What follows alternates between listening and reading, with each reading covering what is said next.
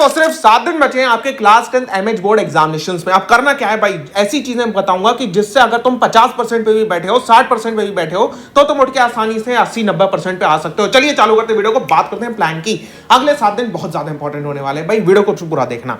देखो भाई, सबसे पहली बात है, अब हमारी कोर स्ट्रेटेजी रहने वाली परेटो का प्रिंसिपल, यानी कि भाई 80-20, हमारे जो 20% टॉपिक्स होते हैं उसी से पूरा पेपर बनता है, वही इंपॉर्टेंट है। तो हमें पता कैसे चलता है कि कौन से टॉपिक्स हमारे इंपॉर्टेंट है? हमें पता चलता है हमारे previous year question paper analysis से। तो भाई अब इसके अंदर हमने क्या कर रखा है, इसके अंदर हमने अगला आपका 7 दिन का स्प्रिंट फॉर्मूला बना रखा है। उससे पहले कुछ बातों का डिस्कशन करना बहुत ज्यादा इंपॉर्टेंट है। नंबर 1, आप जो होता है लॉन्ग आवर्स की मैराथन्स को अवॉइड करिए प्लीज।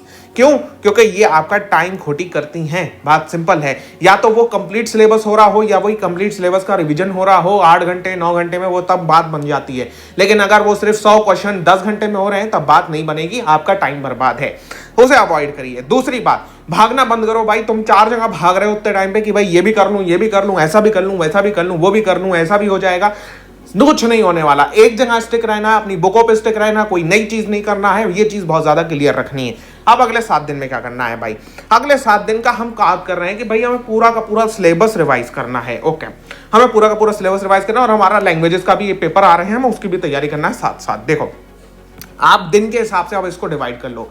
अब आप दिन में 4 सब्जेक्ट पढ़ रहे थे, नहीं, एक दिन में एक सब्जेक्ट पढ़ते हैं, अगले दिन उसको बहुत ही कम टाइम में देखेंगे। देखो, अब जैसे डे 1 है आपका मैथमेटिक्स में, अलजेब्रा पढ़ लो पूरा, यानी कि आपके 40 मार्क्स। अब आपको इसमें अरिथमेटिक प्रोग्रेशन हो गया, प्रोबेबिलिटी हो गया, स्टैटिस्टिक्स हो गया, आप इसमें हैवी हॉट क्वेश्चन को सॉल्व कर लो 2021 से 2024 के पेपर्स का, बस आपका इतना काम है। अगर आपने ये टॉपिक नहीं पढ़ रखा है भाई, सिंपल सी बात है, अलजेब्रा का भैया वन शॉट देख लो, वन शॉट जैसे ही पूरा होता है आ जाना भैया क्वेश्चन पे, वो भी PYQs होंगे, तो आपका काम बन जाएगा।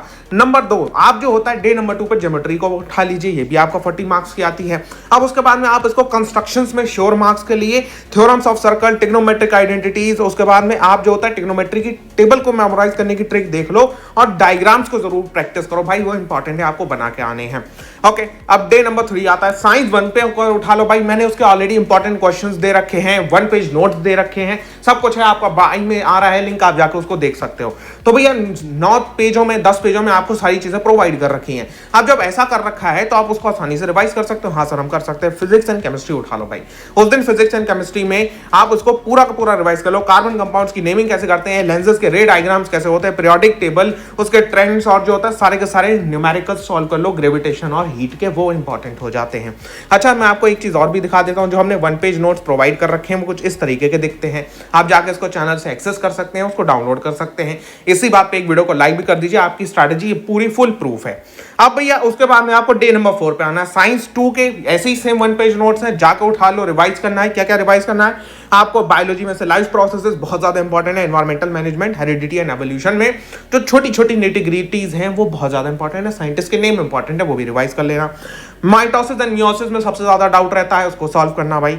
ह्यूमन रिप्रोडक्टिव सिस्टम के डायग्राम्स वगैरह भी आप सीख सकते हो, ठीक है, वो ज्यादा इंपॉर्टेंट है। उसके बाद में आ जाते हैं भैया सोशल साइंस पे, हिस्ट्री एंड ज्योग्राफी में आपको जो होता है, पहली बात ज्योग्राफी की मैप प्लॉटिंग श्योर मार्क्स होते हैं, करो उसको, ठीक है।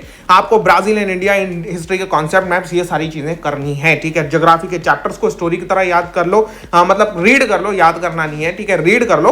और या तो जो होता है भाई, सिंपल सी बात है, ज्योग्राफी कंप्लीट का एक वन शॉट देख लो, हमने भी करा रखा है चैनल पे, ठीक है, आप भी जाकर देख सकते। अब डे नंबर 6, डे नंबर 7 बहुत ज्यादा इंपॉर्टेंट है, क्योंकि आपके लैंग्वेजेस के पेपर आ रहे हैं। अब उसके हिसाब से आपको उसमें फोकस करना है कि आप अगर राइटिंग स्किल्स को फोकस कर रहे हो तो उसमें फॉर्मेट्स, अगर आप जो होता है ग्रामर को फोकस कर रहे हो तो उसके थोड़े बहुत रूल्स, वो चीजें इंपॉर्टेंट है। लॉजिक कैसे लगता है वो बहुत ज्यादा इंपॉर्टेंट है, क्योंकि ग्रामर में अगर तुम सिर्फ और सिर्फ रूल्स के बेसिस पे जाते हो तो भाई वो सिर्फ टॉपर कर सकते हैं, हर कोई नहीं कर सकता। उसका डिवीजन कैसे होता है ग्रामर का, वो बहुत ज्यादा इंपॉर्टेंट है। उसमें सबसे ज्यादा इंपॉर्टेंट टॉपिक्स कौन से, वो आपको याद रखना है। जैसे मराठी के लिए हमने एक वीडियो डाल रखी है शॉर्ट्स में, हमने आपको बता रखा है कि ग्रामर के कौन से सबसे ज्यादा इंपॉर्टेंट टॉपिक्स हैं। सेम हमारा इंग्लिश है, उसमें भी आपका हिंदी में काम करेगा। उसके बाद में आपको इसमें करना क्या है, इसमें जब आप कर रहे होगे बाकी सारे सब्जेक्ट्स को अवॉइड कर देना। उससे पहले एक चीज और है कि आप डे नंबर 1 से डे नंबर 5 में ये रिपीटिशन जरूर करते रहना। Repetition in the sense sir भाई देखो, अगर तुमने डे 1 में मैथ का अलजेब्रा पढ़ लिया है तो डे नंबर 2 पे अलजेब्रा को भी ऐसे ऐसे करके देख लेना। देखना बहुत ज्यादा जरूरी है, क्योंकि हमारा रिवीजन जो ग्राफ होता है वो ऐसे करके जाकर फिर नीचे डाउन जाने लगता है। तो इसे डाउन जाने से बजाय हमें इसको बढ़ाते रहना है, बार बार एक पल्स देना है अपने दिमाग को कि भाई हमने ये याद कर रखा है, ठीक है, वो बहुत ज्यादा इंपॉर्टेंट होता है। तो आप पहली चीज को दूसरे दिन को तीसरे दिन, इस तरीके से जो होता है वो आप रिवाइज कर करते रहोगे तो आपके लिए बहुत बेहतरीन होगा। और कुछ इंपॉर्टेंट टॉपिक्स भी मैंने यहाँ पे मेंशन कर रखे हैं मैथ्स के और साइंस के। अब आपको जो होता है भाई प्रेजेंटेशन पे बहुत ज़्यादा ध्यान देना है। आप पेंसिल का इस्तेमाल करो, आंसर को अच्छे से लिखो, लाइन को रिलीव करो भाई। इसके लिए हमने एक दो शॉर्ट बना रखे हैं, आप बताओगे तो भाई डाल देंगे उसको, ठीक है, देखना आपको पड़ेगा। तो भाई सबसे ज्यादा इंपॉर्टेंट है 7 दिनों में कि अब जो पढ़ लिया है उसे कंसोलिडेट करना, ज्यादा इधर उधर नहीं भागना है। जो पढ़ लिया है उसे कंसोलिडेट करना है अपने अंदर, उसे अपने दिमाग में पूरा का पूरा सेट करना है कि भाई ये चीज तो हमसे मिस नहीं होनी चाहिए, ठीक है।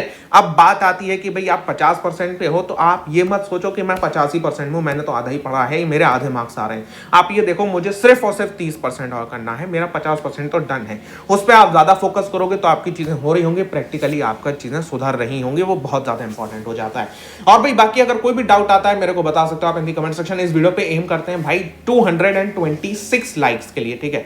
जितनी जल्दी आप पूरा करेंगे उसके लिए एक और चीज आएगी। अगर आपका लाइक एम इस वीडियो पे पूरा होता है और आप इसे अपने अपने दोस्तों तक पहुंचा देते हो तो आपको हर सब्जेक्ट की, मैथ की, साइंस की, एसएसटी की, आपको एक मिलेगी चीट शीट। चीट शीट का मतलब आपका उसी शीट में से 90% टॉपिक्स में से क्वेश्चन उठेगा, ये पक्का होगा।